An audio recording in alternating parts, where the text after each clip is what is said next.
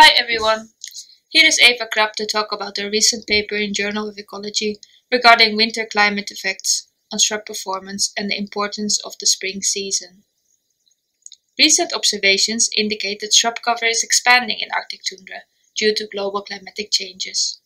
Most studies concerning this expansion have focused on the effects of summer warming on shrub growth to explain these effects.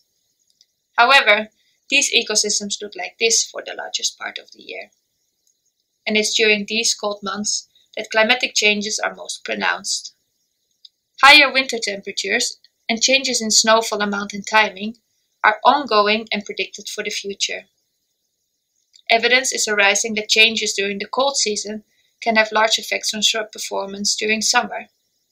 For example, increased winter temperatures may decrease frost damage to plant tissue and by stimulating microbial activity increase nutrient availability. However, the extent to which shrubs may benefit from this may be dependent on the timing and nature of these conditions. Especially spring conditions seem to be crucial for shrub performance, as growth onset timing and susceptibility to early frost events are closely linked to snow cover and spring air temperatures. Additionally, shrub responses to changes in spring conditions may be species-specific, as they naturally differ in phenology and frost sensitivity. However, effects of winter and spring climate may differ over small spatial scales, as shrub growth may be dependent on natural variation in snow cover, shrub density, and cryoturbation. Because of all these factors, the exact impact of winter climate change on shrub cover expansion is hard to predict.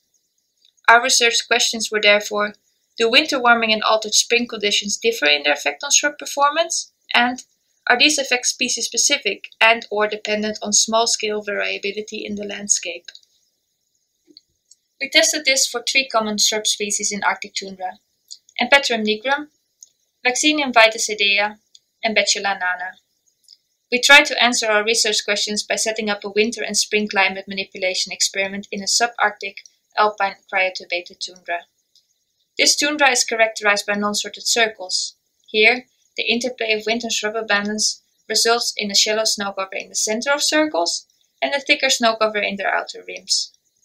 These non-sorted circles are an excellent study system to disentangle the impact of winter and spring climate change on shrubs in a heterogeneous landscape.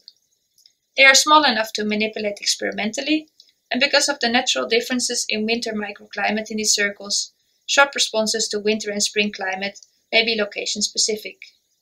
We imposed 2 winter and spring climate change scenarios.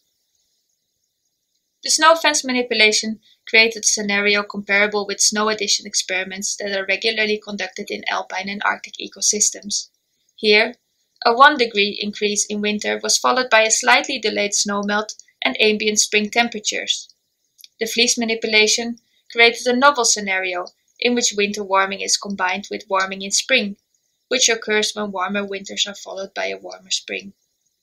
To assess how changes in winter and spring climate affect shrub performance, we measured whole canopy growth onset timing, species-specifically frost damage, and temporal dynamics in shoot growth.